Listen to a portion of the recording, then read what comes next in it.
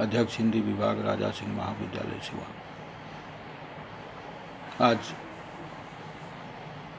जिस पाठ्य पर चर्चा की जाएगी वो आपके पाठ्यक्रम में स्नातक प्रथम वर्ष के प्रथम पत्र में प्रस्तावित है। तुलसीकृत कवितावली की बाल रूप की झांकी शीर्षक से आपके पाठ्यक्रम में प्रस्तावित है। तुलसीदास का जन्म उत्तर प्रदेश के राजापुर नामक ग्राम में 1511 ईस्वी में होता है। उनकी मृत्यु 1623 में। लगभग 126 वर्षों का जीवन काल रहा।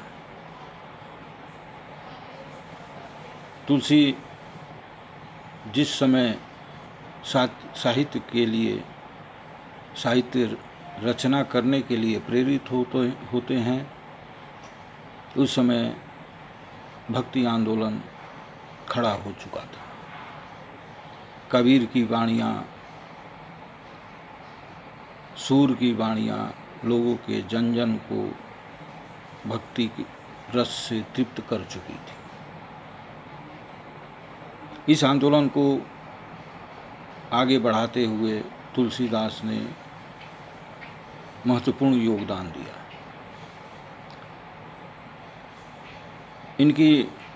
इनके द्वारा रचित रामचरितमानस आज भारत के सभी घरों में पहुंच चुका है।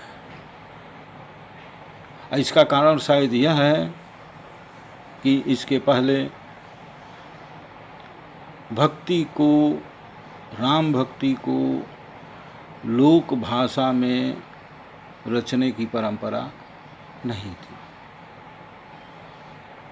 रामचरितमानस को उन्होंने अवधी भाषा में रचकर राम भक्ति को सामान्य जनों के लिए सुलभ बना दिया। अवधी के सिद्धहस्त कवि थे। स्वाभाविक है, अवध प्रदेश में उनका जन्म हुआ था, अवधी उनकी मातृभाषा थी, तो स्वाभाविक है कि अवधी को ही अपनी रचना का माध्यम बनाया। उन्होंने तमाम रचनाएं की। रामललान हौछू, वैराग्य संदीपनी, गीतावली, बीना पत्रिका, कृष्ण गीतावली, कवितावली, ये सब लोकप्रिय रचनाएं हैं उनकी।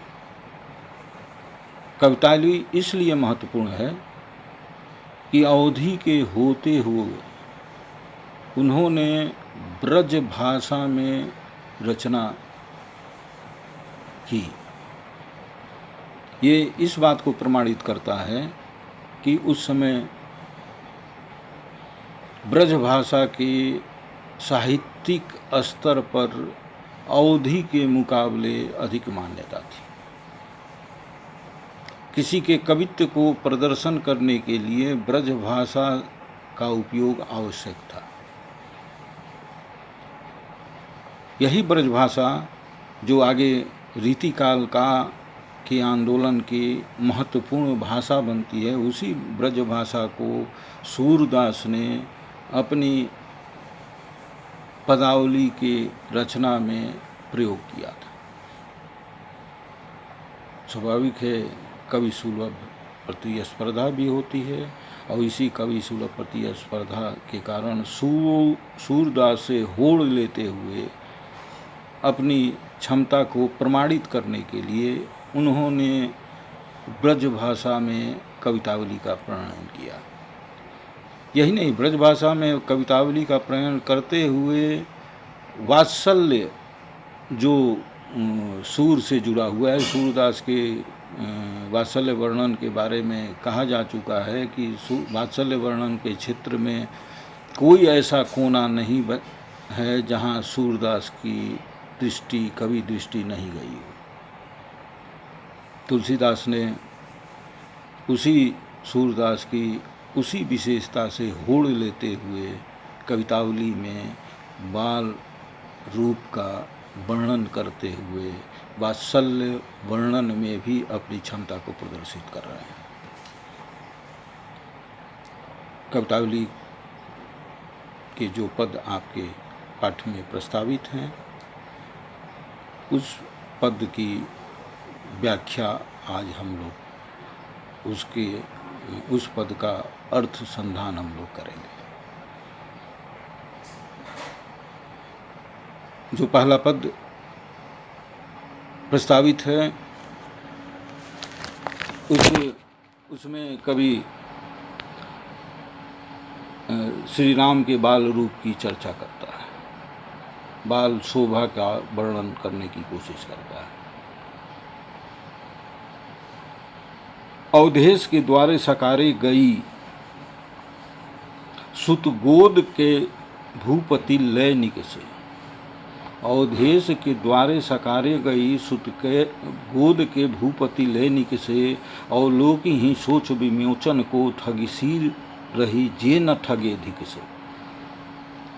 तुलसी मनोरंजन रंजित अंजन नयन सुखंजन जातक से। सजनी शशि में समशील उभय नवनील सरोरु से निकसे। अवधेश शब्द अवध के इस अयोध्या के स्वामी दशरथ के लिए है।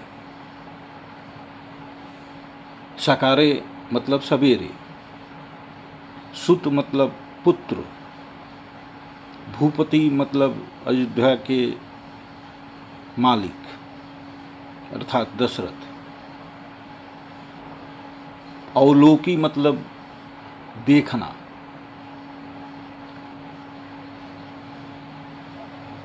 रंजित अंजन काजल लगे हुए नेत्र,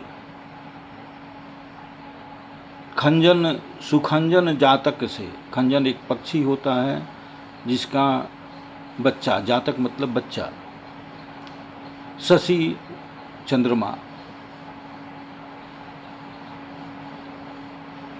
नवनील नीला कमल।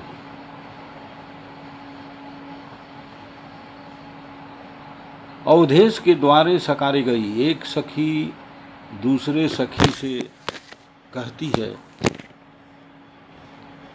कि मैं आज प्रातः काल में ही अवध के इस दशरथ के द्वार पर गई थी। वहाँ मैंने देखा, अद्भुत दृश्य देखा।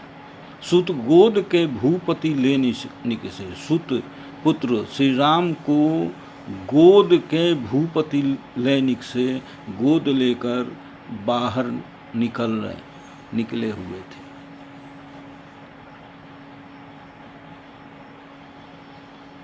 उस गोद में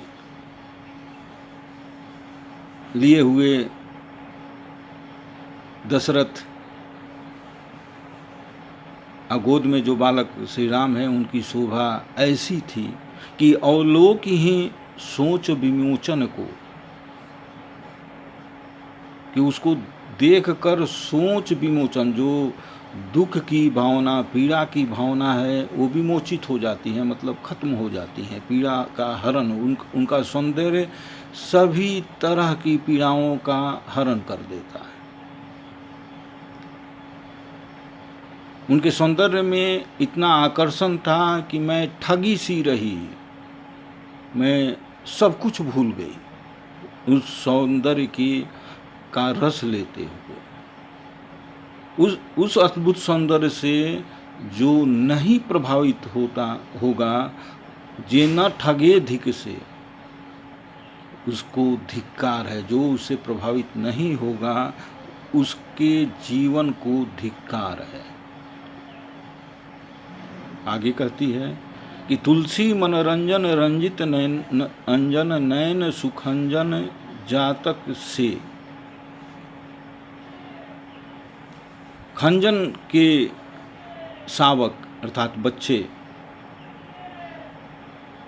के समान मन को लुभाने वाले काजल लगे उनके नेत्र उस समय ऐसे प्रतीत हो रहे हैं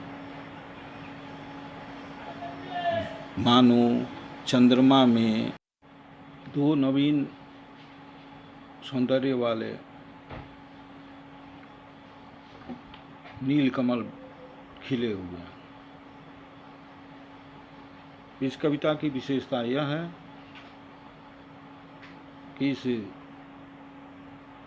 कविता में तुलसीदास ने मातृभाषा अवधी होने के बावजूद ब्रज भाषा में कवितावली की रचना कर अपनी विस्तृत भाषा दृष्टि का परिचय दिया है। दूसरी विशेषता यह है कि सूरदास अपने कृष्ण के प्रति वात्सल्य वर्णन के कारण लोकप्रिय हुए थे। तुलसीदास ने ब्रजभाषा में सूर की तरह वात्सल्य वर्णन कर उनसे कवि सुलभ होड़ लेते हुए अपनी कवित्व क्षमता का प्रदर्शन किया है। तीसरी विशेषता यह है कि नयन सुखंजन जातक से में उपमा अलंकार का प्रयोग किया है। कवि ने शशि में समशील उभय नौ नील सरोरुह से निकसे में उत्प्रेक्षा अलंकार का प्रयोग किया है और पूरे कवित्व में ज्ञेयता के धर्म के अनुपालन के लिए अंत्यानुप्रास का इस्तेमाल कर कवि ने इस कवित्व के कवितापन में वृद्धि की है। आज इस पद की व्याख्या के बाद अब अगले वर्ग में दूसरे पद की व्याख्या की जाएगी, उस पर चर्चा की जाएगी। धन्यवाद।